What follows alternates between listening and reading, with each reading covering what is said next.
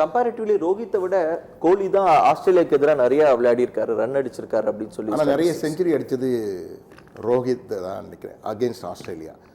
ரோஹித்துக்கு எப்படின்னா முதல் 10 ரன்குள்ள அவர் அவுட் ஆகிட்டாருன்னா எதிரணி ஹாப்பியாக இருக்கலாம். 10 ரன்னை தாண்டிட்டார்னு வச்சுங்க ரோஹித் 100. ரோஹித் 100 வந்து விராட் கோலி 100 மாதிரி இருக்காது. விராட் கோலி 101 பால்ல 100 இல்லை 90 பால்ல 100 இருக்கும். ரோஹித் வந்து 50 பால்ல 50 ரன் இருப்பார். திடீர்னு 70 பால்ல 110 ரன் அடிச்சிருவார், வந்துடுவார். அவர் அடிக்க ஆரம்பிச்சிட்டாருன்னா 6-4 தான். அதனால வருண பகவான் கொட்டுற மாதிரி கொட்டிடுவார், ரன் மழை பெஞ்சிடுவார் அவர். ரோஹித் இன்னைக்கு ரோஹித்தை விட எனக்கு என்னவோ விராட் கோலிக்கு தான் இன்னைக்கு ஜொலிக்க போறார் பேட்டிங்ல நினைக்கிறேன்.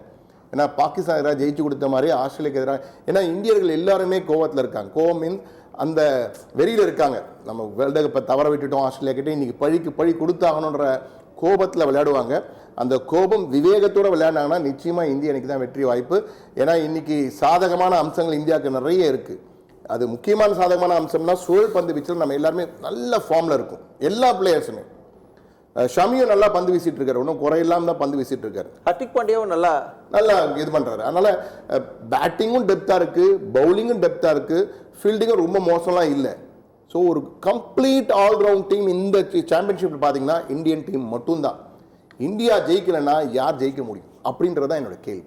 Super point. இப்போ லிவி, இன்னைக்கு டாஸ் வின் பண்ணா இந்தியா என்ன எடுக்கணும், எது எடுத்தா சாதகமா இருக்கும்? கண்டிப்பா பேட்டிங் தான். ஸோ பேட்டிங் ஃபர்ஸ்ட் எடுத்தாதான் இந்தியாவுக்கு ஒரு ப்ளஸ் பாயிண்ட். ஏன்னா ஒரு நம்மளோட போலிங் ரொம்ப நல்லா இருக்கு. ஸோ அவங்க வந்து கொஞ்சம் அவங்க மேபி ஒரு 350 ரன்ஸ் அடிச்சிட்டாங்கன்னா இருக்கிறது பேட்டிங், நம்ம நம்பி இருக்கிறது போலிங். நம்ம வந்து ஓவராலா எல்லாமே நம்புறோம். ஏன்னா பேட்டிங்கும் நம்ம கிட்ட ஸ்ட்ராங்கா தான் இருக்கு, போலிங்கும் ஸ்ட்ராங். பட் போலிங் வந்து இன்னும் ஒரு பர்சன்டேஜ் கொஞ்சம் இன்னும் ஸ்ட்ராங்கா இருக்கிறனால நம்ம ஓப்பனிங் பேட்டிங் இறங்குனா கொஞ்சம் ஈஸியா இருக்கும். ஒரு 300 அடிச்சிட்டாலே போதும். ஏன்னா நம்ம போலிங் அவ்வளோ டெப்தா இருக்கு. சார் சொன்ன மாதிரி எல்லாருமே வேரியேஷன் போடுறாங்க. வருண் சக்கரவர்த்தி அவர் ஸ்பின் போடுறாரா பேஸ் போடுறாரான்னு தெரியல, 110 112 போடுறாரு.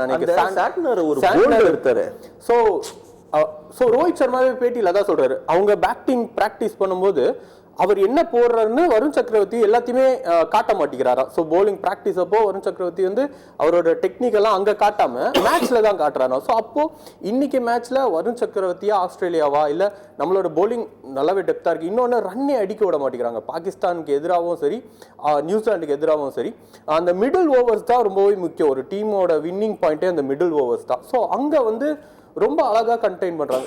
ஏன்னா அந்த 30 ஓவர்ஸில் ஒரு 100க்குள்ளே அவங்க வந்து சுருட்டுறாங்க. ஸோ அப்போது அந்த போலிங் டெப்த் வந்து ரொம்பவே நல்லா இருக்கு நம்மக்கிட்ட. ஓகே சார், இப்போ முக்கியமான கேள்வி வந்து இந்தியா டீமில் ஏதாவது மாற்றம் இருக்குமா? ஏன்னா என்னுடைய கேள்வி என்னன்னா, ராகுலுடைய பெர்ஃபார்மன்ஸ் இன்னும் பார்க்க முடியல. ஸோ அக்சருக்கு அப்புறம் அவர் வராரு, அவருடைய ரோல் தேவையா? லாஸ்ட் டைம் கீப்பிங் கொஞ்சம் புவராக அந்த மாதிரி ஐ ஃபீல். ஸோ ஏதாவது மாற்றம் இருக்க வாய்ப்பு இருக்கா பிளேயிங் 11 இந்தியா? எனக்கு தெரிஞ்ச வாய்ப்புகள் மிக குறைவு. ஆனால் கௌதம் கம்பீரை வந்து நம்ம எப்பயுமே சாதாரணமாக எடை போட முடியாது. எதிர்பாராததை எதிர்பாருங்கிற மாதிரி திடீர்னு ரிஷப் பந்தை நீ கொண்டு வந்தாலும் கொண்டு வரலாம். திடீர்னு ராகுலை உட்கார வச்சுட்டு ரிஷப் பந்தை மெயின் கீப்பராக கொண்டு வரதுக்கான வாய்ப்பும் இருக்குது. ஏன்னா ரிஷப் பந்த் இந்த மேட்ச் போட்டியில் இது வரைக்கும் விளையாடல. ஆஸ்திரேலியன்ஸும் ராகுலை வச்சு தான் பிளான் பண்ணியிருப்பாங்க.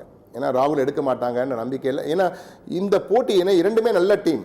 ஆஸ்திரேலியா வந்து என்னதான் அடிபட்டாலும் நான் சொன்ன மாதிரி போராளிகள், அவங்க விட மாட்டாங்க, கடைசி வரைக்கும் போராடுவாங்க. எனவே இந்த டீமில் இந்த போட்டியில் வந்து உளவியல் வந்து ரொம்ப முக்கியம்.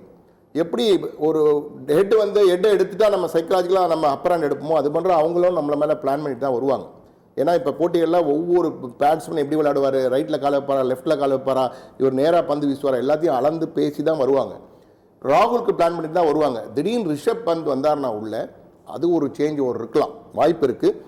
ஆனால் எனக்கு தெரிஞ்சு இந்த வின்னிங் இதை மாற்றக்கூடாது அப்படின்னு இல்லை. ரோஹித் சர்மா வந்து சென்டிமெண்ட்லாம் நிறைய பார்க்கக்கூடியார். ஐபிஎல்ல நிறைய பார்த்துருக்கோம் நம்ம. பொதுவாக அவர் பெருசாக டீம்லாம் மாற்ற மாட்டார், தோனி மாதிரி தான் வரும் பொதுவாக. ஆனால் இதில் கௌதம் கம்பீருடைய அதிகம் இருக்குது இப்போ இந்தியன் டீமில். எனவே மாற்றலாம், ஆனால் வாய்ப்புகள் குறைவு. ரிஷப் பந்த் வந்தால் என்னை பொறுத்த வரைக்கும் ரிஷப் பந்த் இன்னைக்கு வந்தால் நல்லாயிருக்கும் தான் நானும் நினைக்கிறேன்.